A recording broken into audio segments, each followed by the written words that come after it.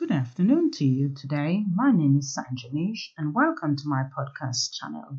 It's time to talk. Today I'm looking at a topic entitled mess. The definition of mess is a dirty or untidy state of things or place. The mess I am referring today is environmental, and this can be, for example, domestic abuse or someone experiencing mental health problem. You can find your mess that is going on in your mind. It becomes messy. The thoughts that you're harboring in your mind, that becomes confusing and bring you to a place where you feel stuck.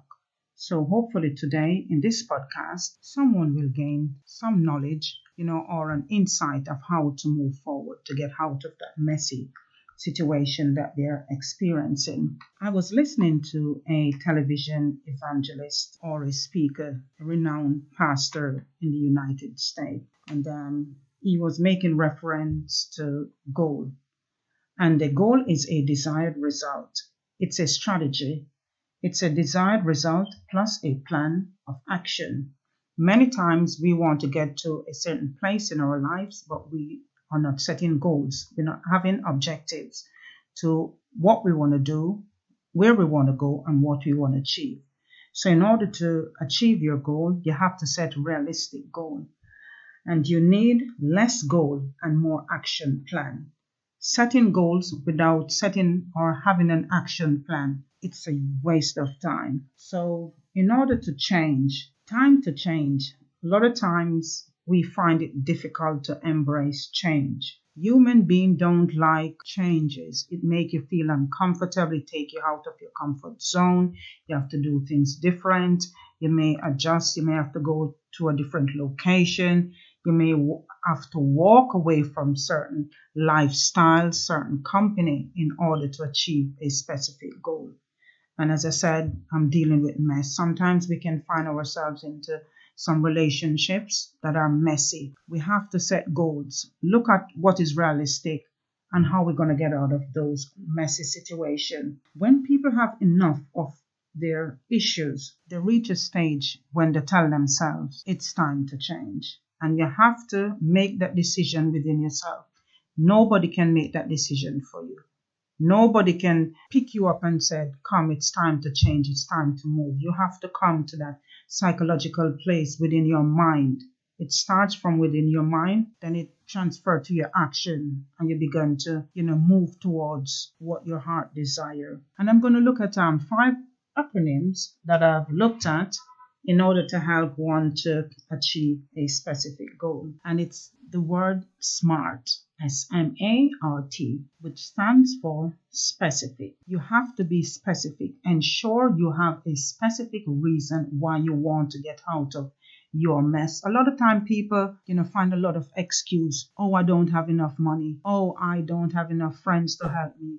Oh, I wasn't educated enough. I haven't gotten a good education. And all different sort of excuse in order to come to that place where they need to finally make a decision. So number 2, measurable. Your goal has to be measurable. The situation maybe that you face, paying off a debt, it is realistic. You need to ask yourself, is it achievable? Find that answer for yourself. What can I do? What do I need to do? What steps I need to take in order to achieve that which I've set out to do? Number 3 is attainable. Being able to achieve. Over what time period, you ask yourself. Yeah, set a time scale that you want to achieve what you set out to do and keep to that time. A lot of time we slackens up with our time. We set a time that we're going to do something, and for some reason we don't do it. So set a specific time that you think is achievable and tell yourself you're going to do it. Keep to the time. That's why you measure what you want to do first before you set out to do it.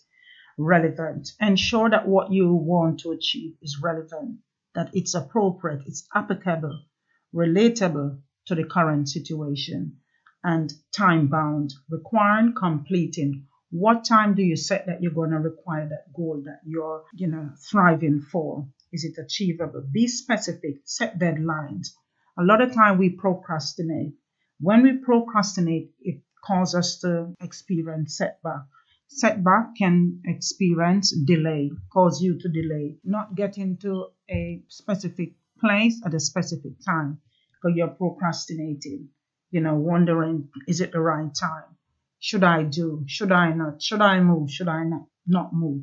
So, be specific about your time, what you want to achieve, as I said, within that time. Because keep putting off things, not doing things at the time that you set out to do can cause you setback. So when you set a time, keep to it. Then you will arrive at your specific goal. I just want to talk a little bit about, my personal experience in my book, Overcoming by Sanjanish. All my stories in my book that I told, I had to be strategic in order to get out of the situation I found myself. Remember, when I just started, I said that I'm dealing with the topic of mess. I was in domestic abuse, grew up in a dysfunctional family. When I say dysfunctional, I experienced things that I shouldn't see as a child. Seeing parents, acting inappropriately, physical towards each other, mainly, my father. But for that reason, whatever I was going through, like trauma, feeling overwhelmed, my emotions all over the place, I didn't let that stop me. What I've done, I've created a strategy. For example, at school, I get myself, become part of the dance group within my school. So I used to enter competition. That was like my safe haven. That group that I form or I become part of, during my early teenage stage, that were like my family. I could find peace. I was happy once I'm part of that group. So you have to find things that you can use, in order to shift your focus when you're going through situation, to help you to focus, to think straight, to be realistic. What am I going to do, in order to address this issue? Too often when people sit in their mess, the mess only become even more messier. And when the mess starts in your mind, that's when it's hard to get out because there are so many thoughts that is floating in your head, telling you what you can do and what you cannot do. So you have to set goals, objectives, make them realistic and, attainable with a time period that you can achieve, what you set out to do to get out of that mess. So my main aim today is to encourage you, to motivate you, to help you to understand and to help you to think your way out of a situation. And as I said, there were, different activities, if it's not in school because I'm a faith person. So like at church, I used to like be part of a choir. So these are activities that I do in order to, get my mind sort of focused, not on the problem. Yeah, not to say that the problem is not there and I'm not going to deal with it, but, deal with my mental health or keeping my mental health to a stage that it doesn't become chronic. These are just ways that I look at or I choose to deal with my situation until I reach a stage where, I tell myself enough is enough. And when I tell myself enough is enough, then I have to create an action plan. And as I said, I go back to the beginning. You have to create an action plan. How you're going to get out of it. When I got out of domestic abuse, I had to get to that stage where I said to myself, enough is enough. Statistics show, reasons why women think it hard to get out because sometimes their lives has been threatened, not only their life, but their children's life, maybe their pet, their family. So they don't know where to turn. They're confused. But the moment you reach to that stage where you said, you know what, I am not going to keep this secret no more. You have to be strategic. You're not going to let the perpetrator know what you're going to do, but you have to seek ways and means to lift yourself out of it. For example, start talking to a close friend, somebody who you can trust.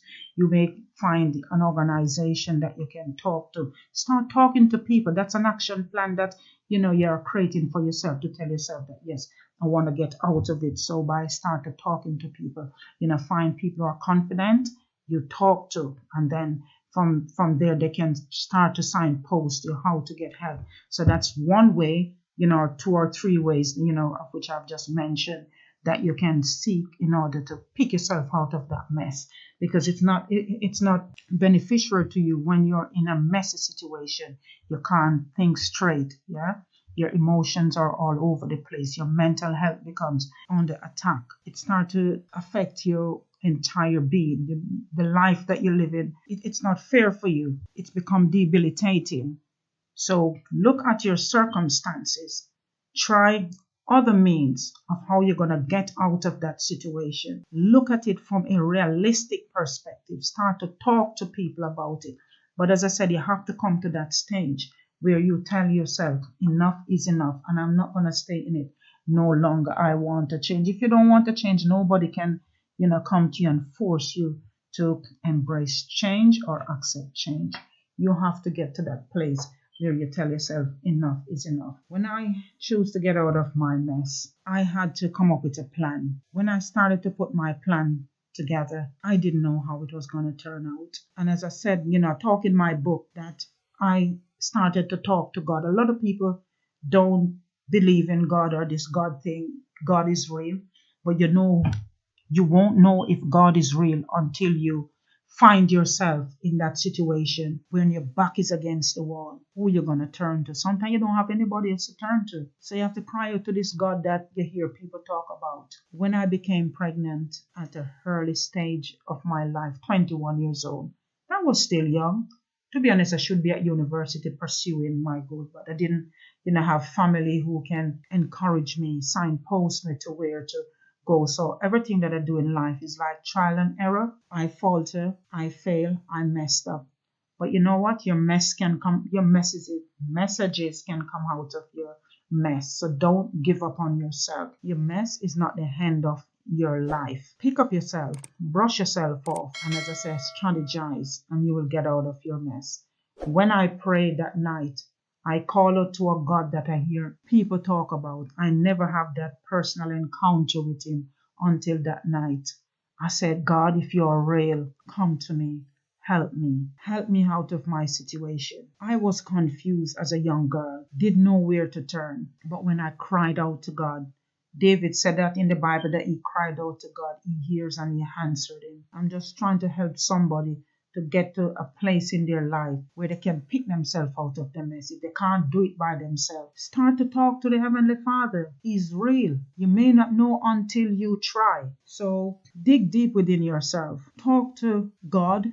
His name is God. People don't like to call his name Jesus, whatever he hear, or God. But I talk to him. He hear me that day. And he opened a way for me that I could get out of that situation. And he will help you too. It was 2 days after I prayed and I said, God, if you love me, if you're real, show yourself. And he did show up. Help came 2 days after I came out of that situation. But I can tell you, it wasn't easy. It was hard. So I'm not going to tell you that it's going to be easy. The perpetrator going to want to pursue you. Yeah, because his aim, to be honest, the aim of the perpetrator is to confine you, control you, put you at a place that he can monitor you. You start to monitor the money that you have, the friends that you keep.